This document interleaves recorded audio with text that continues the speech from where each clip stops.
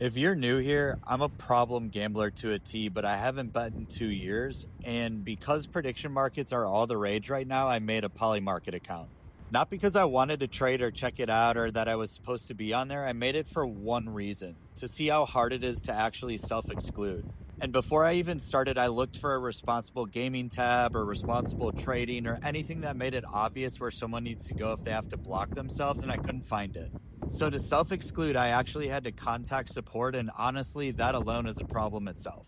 As much as I criticize sportsbooks, most of them at least get that part right.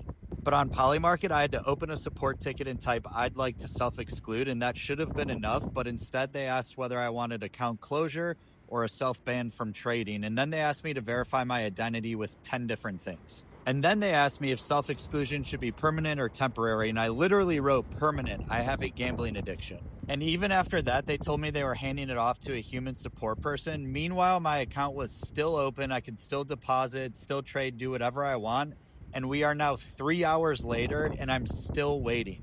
I could have completely destroyed my bank account in that time. That's not dramatic. That's how fast this stuff moves. If someone is dealing with the urges, 3 hours is a lifetime. That's long enough to deposit, chase your losses, convince yourself you've found a smart trade, and do real damage before the responsible gaming team even gets back to you. Most of these companies don't have responsible gaming tools because they actually care. They have them because they have to, because regulators expect it and it looks good and it lets them say the right things like we're protecting the consumer while making the actual process slow and buried behind support. Because if someone says I have a gambling addiction and I need to self-exclude, and your platform still lets that person deposit 3 hours later, that's not responsible gaming.